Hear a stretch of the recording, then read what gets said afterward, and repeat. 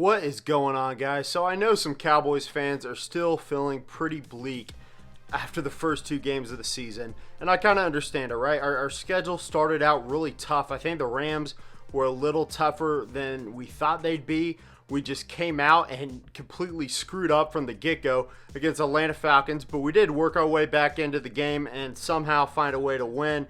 And then we have Seattle in Seattle, week 3. Russell Wilson's probably the leading MVP candidate so far this season, so it's a lot to go up against.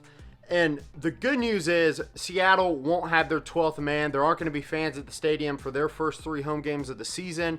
Luckily, we're one of those 3. And that takes away a big home field advantage because we know how tough Seattle is to play in Seattle. They have the loudest fans in pro football.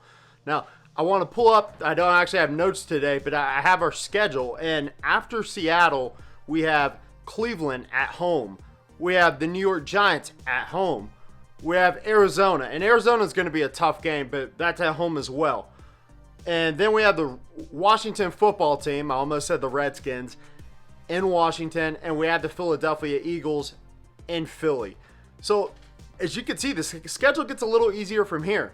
So even if the worst case scenario happens against Seattle and we don't win that game, then I could still see us pulling through the next 2 against Cleveland and New York and coming out, 3-2. I think we'd be on top of the division at 3-2. Philly's dealing with some injuries right now, wide receiver. I know Carson Wentz can never stay healthy as well. But I'm not too sure what's going on with him right now. It seems like he's just struggling. In New York, unfortunately, they just lost Saquon Barkley. I've kind of already addressed that. He's gone for the season. It does suck. But at the same time, on the football end, it's looking like New York's not going to be too big of a competitor in the NFC East, although it is early on in the season. I haven't really seen anything from Washington to show that they're this really big threat we need to worry about. But obviously, them and Philly are really the 2 biggest threats in the NFC East for us. So, what it comes down to, what is your biggest goal for the regular season? You got to win the NFC East, right? That's the most we can do in the regular season. You can't win the Super Bowl in the regular season. So, I think there's a good chance halfway through the season we're looking at, and I think I mentioned, so that's the first 8 weeks after the Philly game.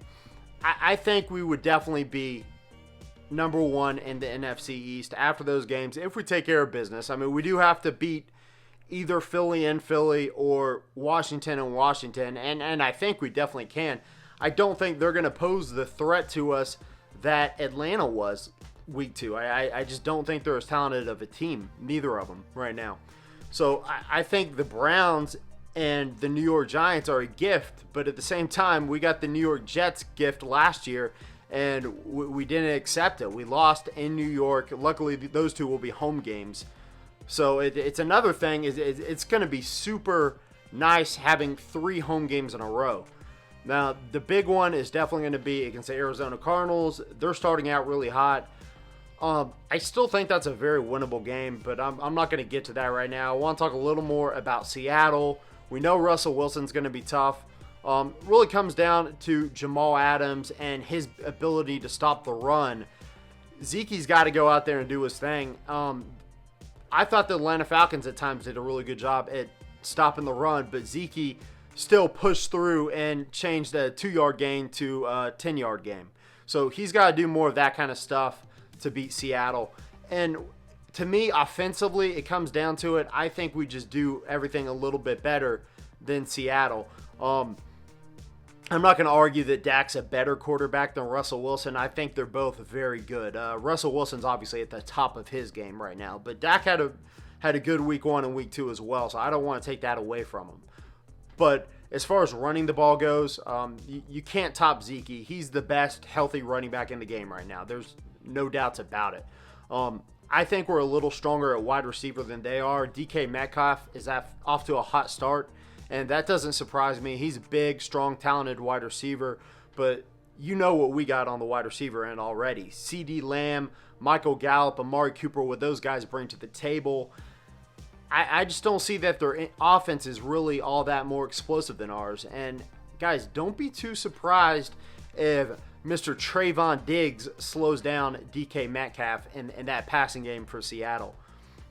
Now, I do want to point out that Tyron Smith should be back this week. It sounds like it was more of a precautionary thing where we didn't play him week 2. Week 3, he should be back. I'm assuming week 4, maybe we get La'el Collins back, and all of a sudden, the offensive line's healthy, and they're going to start building some cohesion together. Now, just having Tyron Smith back is going to be major this game because I think they're going to have a hard time getting pressure organically to Dak Prescott. I've already said this a couple times. I'm going to say it even further tomorrow in the game preview, but they're going to have to be blitzing Bobby Wagner, Jamal Adams, because that front four is not going to get pressure to Dak Prescott, especially with Tyron Smith back and Bruce Irvin out for the season. We all know Jadeveon Clowney is in Tennessee now, and I think Seattle's really going to struggle to get pressure. If they send the blitz, then I think Dak's going to pick them apart. It does seem like the play calling's gotten a little smarter. Week 2 against Atlanta, we were doing a good job. Kellen Moore was doing a good job with his play calling. Just quick passes, getting the ball out quick.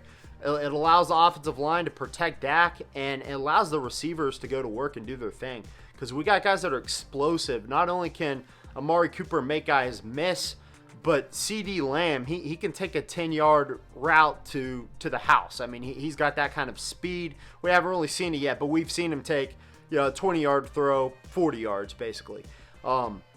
He's good for that. Michael Gallup will definitely win some one-on-ones. I think outside of Jamal Adams, I think Seattle's secondary is very average. I'll talk a little more about that tomorrow. But I will mention, just for the sake of it, the second half of this season, Pittsburgh at home. That's going to be a tough one. Minnesota in Minnesota. I think when I was doing the original scheduled prediction, I was saying that Minnesota needed to be like one of our signature wins. Now, I think Minnesota is a very beatable team. They just don't look hot at all. They look like one of the worst teams in the NFL, as a matter of fact. So, guys, don't be shocked if that's a fairly easy game, if there's any such thing. But then you get Washington at home. Baltimore is going to be very tough, right? That's going to be our toughest matchup of the season. Obviously, it's in Baltimore. I'm assuming by then they may have fans in the stadium. Not too sure, but either way, it's going to be tough. At Cincy, very winnable game. San Francisco, who knows how healthy they'll be by week 15. But they're struggling right now with injuries and everything. A lot of guys are going to be out for a while. I'm sure most of them will be back by then, but I'll have to check their injury report as it gets closer to that week. At home versus Philly, and in the game in New York, which I think, if that game has big implications, which history shows, week 17 for the Cowboys is usually an important game. It's kind of nice that we're finally not playing Washington week 17, where they knocked us out of the playoffs one year, and we're not playing Philly week 17, where they knocked us out of the playoffs last year probably. So I think if we do have those major implications week 17, if everybody's healthy, I think that game is very winnable, obviously. One other thing I was going to say is, so before Baltimore, we're seeing Russell Wilson, obviously, this week, and then we're seeing Kyler Murray for Arizona in a couple weeks. So we should get a good idea of how to cover these running quarterbacks. Obviously, Russell Wilson, I wouldn't even consider run first. He's a really great passer, and Lamar Jackson is too, for that matter. But Kyler's going to be running the ball a lot, and we'll have a couple games to learn how to make some adjustments to contain these guys, I guess is what I'm saying, before we go up against Lamar Jackson, who can throw, but is also the biggest threat at quarterback on the run. That's pretty much it for today, guys. I guess the message I'm trying to send across is to just not panic over a 3-game stretch early on in the season. Obviously, we have not come out as hot as we expected to, but it's a long season. It's all about winning the NFC East. And right now, we're in a good position to contend in the NFC East. Obviously, we're tied for first with Washington. Philly losing 2 games in a row is big, and hopefully they continue to lose. And like I said, the Giants just don't look like too much of a threat. So at that point, you want to win the division, obviously, and then you want to peak at the right time. So I'm going to lay that message down weekly until it finally gets across to all the Cowboys fans. But as we get closer to the playoffs, that's when we need to be at our best. But this is a big game this week, regardless, nevertheless, and I do hope we perform. I do want to point out before I go that this is typically the game where the Cowboys unexpectedly show up and look like world beaters. That's just historically what we do. It's always the game where they're like, oh, Cowboys don't have a chance.